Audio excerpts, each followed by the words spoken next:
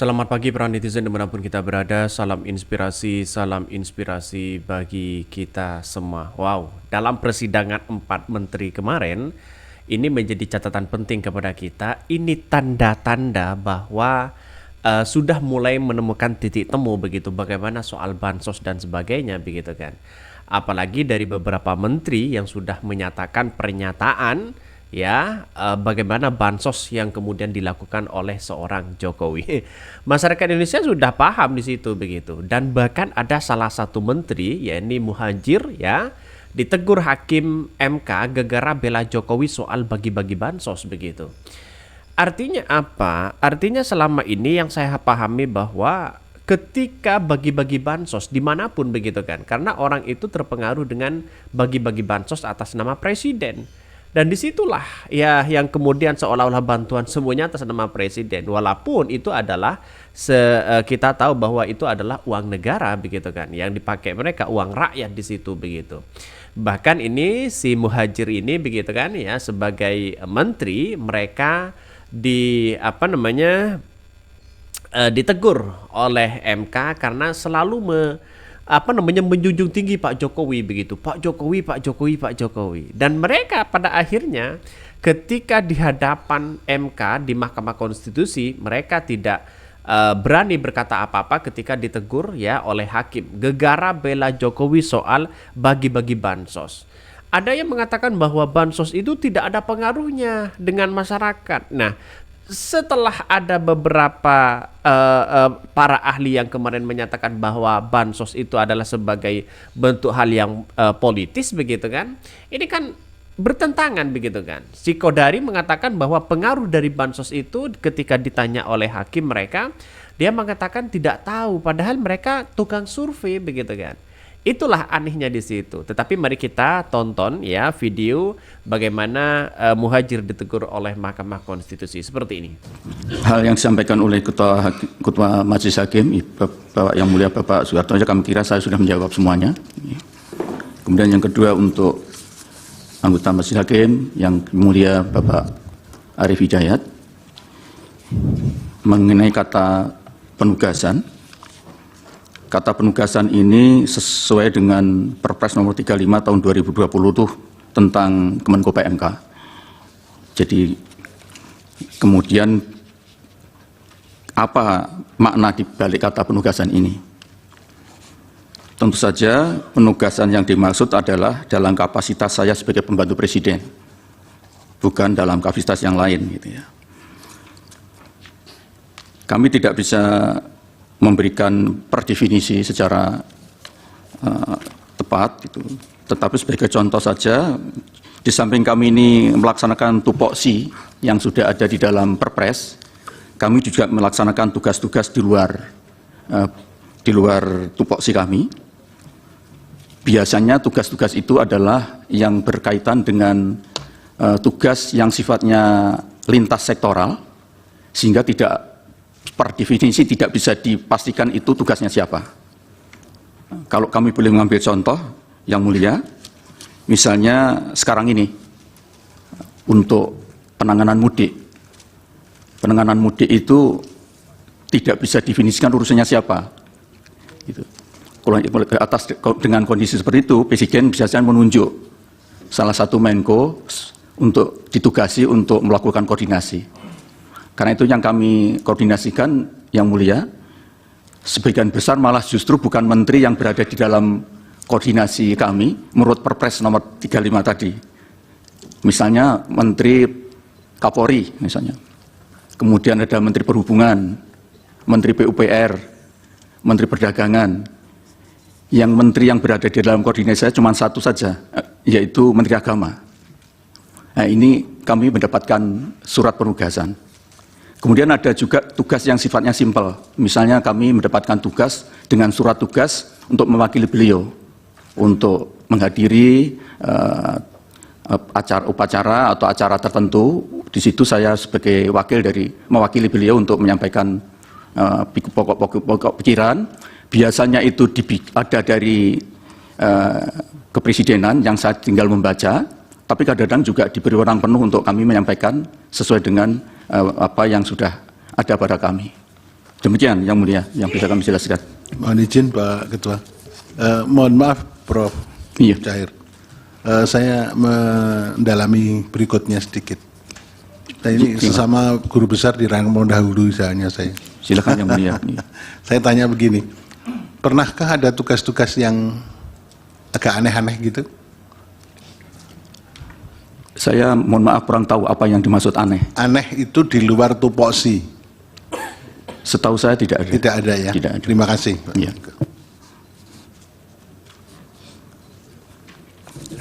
Lanjut Bapak. Ya, kemudian yang dari yang mulia, mohon maaf, Ibu Eni, yang mulia Ibu Eni Nurbaningsih, mengenai seperti apa risiko sosial yang akan terjadi. Dari kami, terutama Kemenko, baik kami Pak Erlangga dan Menko yang lain, dalam setiap suasana krisis kita mengambil risiko yang paling kecil. Seperti kemarin misalnya COVID, itu kita ada parameter kita dengarkan dari para ahli, dari yang membidangi, kemudian kita mengambil risiko yang terkecil. Begitu juga dalam kaitan dengan El Nino.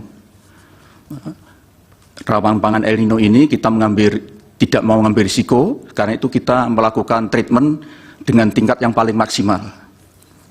Misalnya di dalam memberikan bantuan pangan melalui Bapanas misalnya, kami mengambil level yang paling tinggi, yaitu 22 juta. 22 juta ke keluarga penerima manfaat, itu kalau dihitung karena per keluarga rata-rata di Indonesia itu sekitar 4,71 anggota keluarga per keluarga miskin, maka yang terliput oleh 22 juta kepala keluarga penerima manfaat itu bisa mencapai 80 juta, bahkan 90 juta. Tetapi dari itu kan sebetulnya hanya sekitar 4 juta kepala keluarga saja, karena sisanya itu adalah di level yang lebih bawah. Mungkin dari 22 juta kepala keluarga ini ada yang terjadi exclusion error yang mestinya tidak perlu dibantu. Nah, inilah kadang-kadang perhitungan yang memang sulit untuk dihindari. Tetapi kita harus mengambil keputusan tidak berani mengambil risiko yang terjelek. Seperti COVID kemarin misalnya yang mulia, untuk data DTKS karena kemarin suasana sudah mengalami anomali, maka kita tidak gunakan DTKS, tapi kita langsung mengambil data kemiskinan itu dari bawah, mulai dari RT RW, dari kepala desa, yang menurut prosedur mestinya harus diverifikasi di tingkat kabupaten, kita potong. Yang penting harus segera diturunkan bantuan-bantuan agar suasana COVID yang perubahannya sangat drastis itu bisa diselesaikan. Ini contoh bagaimana kami mengambil standar yang paling tidak berisiko, daripada kita terus saja tidak mau mengambil risiko yang dengan catatan tentu saja terukur dengan pertimbangan-pertimbangan tertentu. Kemudian untuk Pak Asrosani, Pak yang mulia, mohon maaf yang mulia Bapak Arusani, tentang Perpres 63 2017. Perpres 63 2017, kalau kita lihat kepala judul perpresnya, ini kan sebetulnya percepatan transformasi dari pembayaran tunai menuju ke non tunai dalam rangka untuk transformasi ekonomi inklusi keuangan. Dan itu terjadi tahun 17-18, saya belum jadi Menko. Saya waktu itu menjadi Mendikbud, sehingga saya relatif tahu asbabul wurudnya. Jadi asbabul wurud dari Perpres ini adalah Presiden menghendaki agar segera terjadi percepatan inklusi keuangan. Kebetulan waktu itu saya menjadi Mendikbud, dan saya harus mengelola kartu Indonesia Pintar. Waktu itu masih dalam bentuk kartu yang tidak berfungsi kecuali hanya sebagai tanda bahwa dia penerima kartu Indonesia Pintar. Waktu itu saya ingat betul, bukan dengan perintah ini, kemudian kami batalkan kartu tadi itu. Dan untuk bisa agar tidak jadi temuan, saya meminta fatwa dari BPKP bahwa ini kartu ini boleh tidak digunakan. Padahal itu anggarannya cukup besar. Sebaliknya kita ganti menjadi kartu yang sekaligus bisa untuk mengambil dan bisa untuk menabung. Dan itu supaya kita tidak mengeluarkan biaya. Waktu itu kami undang semua Himbara yang mengelola KIP untuk bagaimana supaya kita tidak kenai tarif untuk membuat kartu itu. Kemudian ada kesepakatan, dia mau asal uangnya yang masuk ditahan 1 bulan dulu. 1 bulan ditahan sebagai bentuk ganti dari biaya untuk membuat kartu itu. Jadi kesimpulannya yang mulia, Perpres ini menurut saya sekarang sudah tidak berlaku. Karena itu saya jujur dengan tulus menyampaikan, saya belum pernah menggunakan Perpres ini. Karena sekarang inklusi bansos semua sudah tanpa cashless semua. Baik ada di Kemensos maupun di KIP maupun di tempat lain. Sekira itu yang bisa saya jelaskan. Kemudian saya kira dari yang mulia Bapak Guntur Hamzah tidak ada yang terkait langsung kecuali tadi Perpres yang sudah kami jawab. Kemudian yang mulia Bapak Ridwan Mansur, kami mohon maaf, mungkin kami kurang bisa menangkap yang dimaksud karena puasa-puasa ini. Kalau dalam teori administrasi publik itu kan ada namanya eksternalitas negatif, negatif externality. Jadi seorang pejabat publik itu kalau dia memasukkan kepentingannya atau kepentingan kelompoknya di dalam kepentingan publik, maka itu telah terjadi eksternalitas negatif. Eksternalitas negatif itu bisa intended, memang disengaja, tapi bisa unavoided, tidak terhindarkan. Misalnya, kalau kita punya baju dinas, mau berangkat ke kantor harus melayat dulu saudara kita yang meninggal, tidak mungkin kita ganti baju karena mau melayat, baru kemudian dinas pakai baju. Itu adalah unavoided. Begitu juga mungkin perkara kecil mobil dinas. Ya. Tapi memang ada eksternalitas negatif yang betul-betul intended, yang disengaja, dan itu sangat terpulang kepada pejabat publik masing-masing. Kemudian yang kedua, kenapa eksternalitas negatif itu selalu terjadi? Karena setiap manusia itu pasti punya preferensi dan punya tendensi, pasti punya pilihan dan punya kecenderungan, dan itu tidak harus melalui akal sehat. Karena pengetahuan manusia itu ada dua, ada yang sifatnya a priori dan a posteriori. Pengetahuan a priori tanpa diperoleh harus dengan melalui pengalaman, itu cukup dari naluri, insting, bahkan mungkin fisik, bisa juga bisikan maklus halus. Sehingga seseorang itu tidak mungkin tidak punya preferensi, tidak punya tendensi, termasuk pejabat publik, termasuk siapapun. Karena itu kalau ada orang bilang bahwa netral 100%, itu pasti bohong. Itu pasti bohong. Orang bilang 100% imparsial, pasti dia bohong.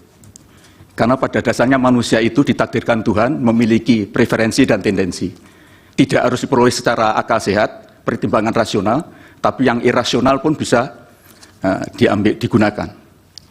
Saya kira itu, mohon maaf, mungkin kalau kurang tepat. Dan intinya kami ingin memastikan bahwa apa yang kami lakukan sebagai pejabat publik di dalam mengemban amanah, termasuk soal bansos ini, kami berusaha betul untuk meminimalisir kemungkinan terjadinya eksternalitas negatif, terutama yang intended itu. Kalau ada yang unavoided, itulah yang memang menjadi persoalan yang tadi sudah saya jelaskan. Karena kita sebagai manusia pasti tidak mungkin lepas dari preferensi dan tendensi. Saya kira itu yang bisa kami jelaskan. Untuk yang lain, saya kira nanti Pak Menko Ekonomi dan Bu Menteri Keuangan dan juga Bu Risma. Terakhir ya, mengenai Bapak Presiden. Jadi sebetulnya kunjungan Bapak Presiden itu kan bukan sekarang saja. Yaitu memang salah satu pola kepemimpinan beliau. Saya sangat paham karena saya pernah mendampingi satu periode dengan beliau. Ketika membagi KIP, Pak Presiden selalu membagi KIP ke daerah-daerah. Tujuannya apa? Untuk memastikan bahwa kebijakan beliau memang landed, memang terdeliver di lapangan. Dan Bapak Presiden itu selalu menekankan pentingnya segera belanja APBN pada awal tahun. Karena itu DIPA itu pasti diberikan pada November bahkan September. Sehingga pada Januari sudah kick off semua program termasuk bansos. Dan disitulah Presiden turun ke lapangan untuk melakukan pemantauan, mengecek apa betul semuanya sudah terdeliver. Sekaligus untuk mendapatkan feedback, umpan balik dari yang dijadikan sasaran dari bansos itu. Gitu. Karena itu sering mesti kita undang, kita kumpulkan mereka, misalnya sampai 1.000 orang, untuk ketemu dengan beliau, untuk melakukan dialog. Nah, itu sebetulnya simbolik saja. Taruhlah dia berkunjung 100 titik, Bapak-Bapak. Kemudian beliau akan membagi PKH. PKH itu 10 juta keluarga penerima manfaat. Kalau 40 titik, itu taruhlah 2.000. 1 titik. Berapa? Kan hanya 800.000. Masa 800.000 kunjungan beliau bisa mempengaruhi seluruh Indonesia? Saya tidak tahu, saya belum memiliki angka-angka yang jelas. Tetapi begini, sepanjang yang saya tahu, Bapak Presiden kalau berkunjung ke lapangan itu tidak hanya 1 titik, bisa sampai 5 titik.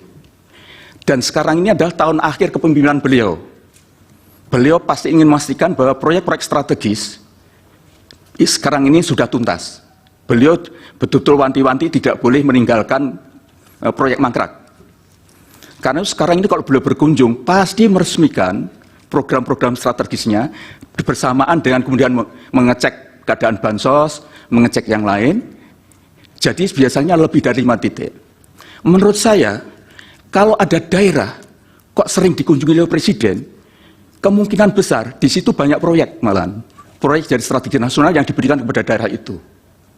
Sekali lagi saya sampaikan, terlalu muskil kalau hanya 100 kunjungan untuk secara simbolik membagi bansos, kemudian itu berpengaruh secara nasional, itu saya kira doesn't make sense. Mohon Bapak tidak berpendapat soal itu.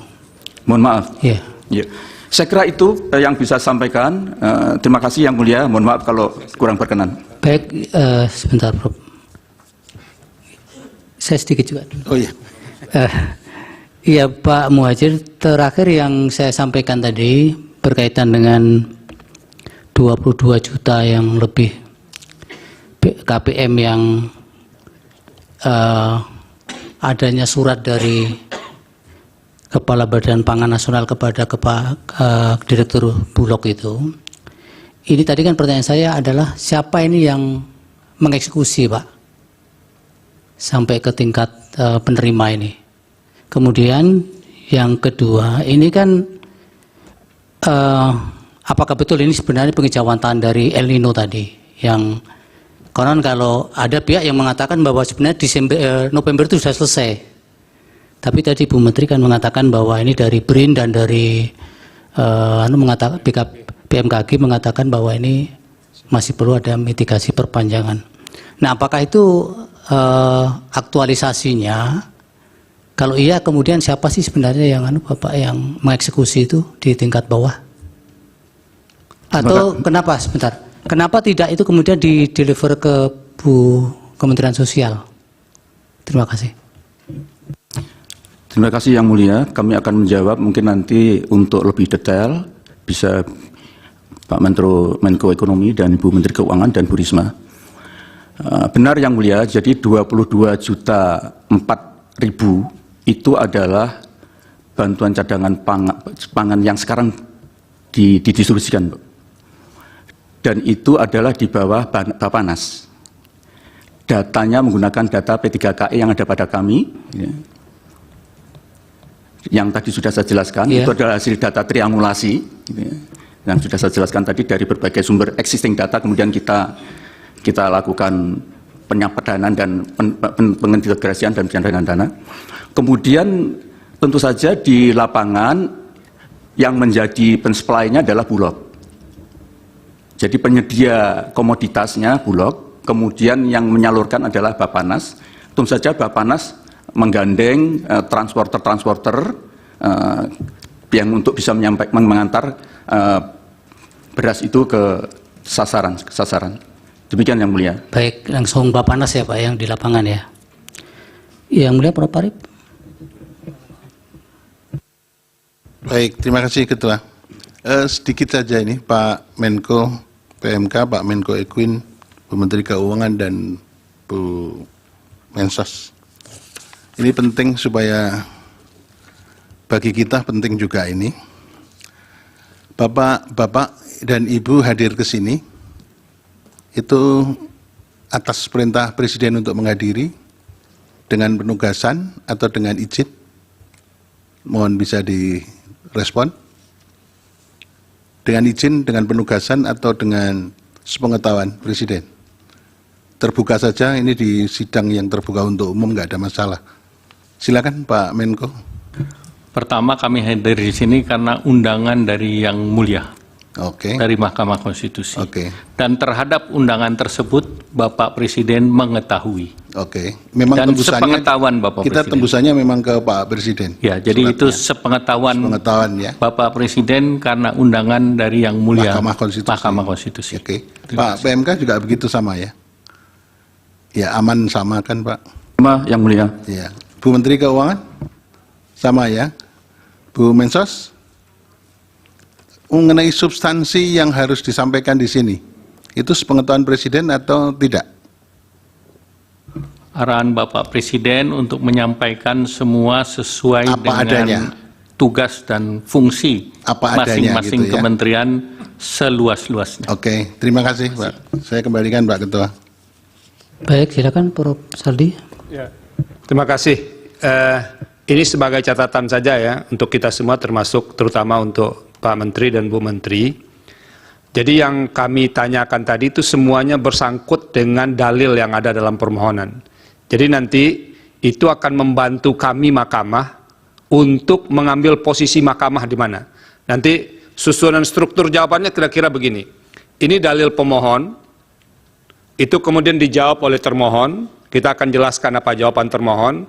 Kemudian apa yang dijelaskan oleh pihak terkait, kita akan ambil. Apa yang dijelaskan oleh Bawaslu.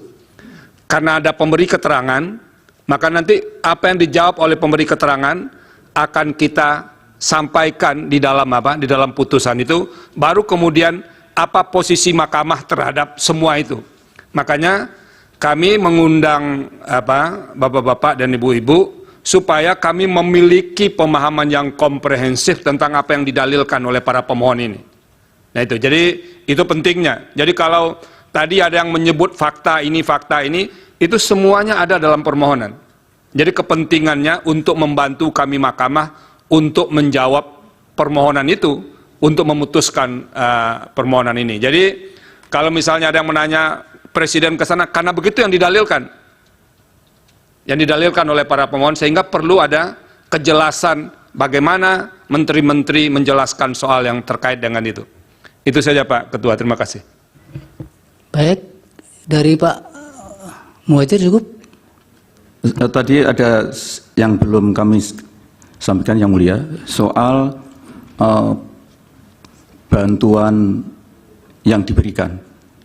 Jadi kami tidak akan mengeluarkan bantuan kecuali yang ada di dalam DTKS kalau itu bansos, dan tidak ada yang keluar di luar dari P3KE kalau itu bantuan beras. Sedangkan yang dibagi oleh Bapak Presiden itu adalah merupakan di luar itu. Nanti mungkin Bu Menteri Keuangan bisa menjelaskan lebih jauh. Terima kasih Pak Yang Mulia.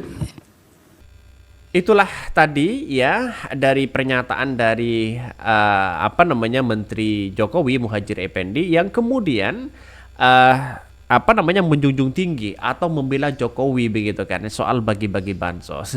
Akhirnya kena teguran juga. Ini tanda-tanda apa ya? Oke ya, mungkin itu yang kami sampaikan ya. Tonton terus channel Hodari Podcast Rakyat ini karena ada berita-berita menarik dan viral setiap harinya. Salam para netizen, salam inspirasi bagi kita semua. Jangan lupa di subscribe di YouTube Hodari Podcast Rakyat ini.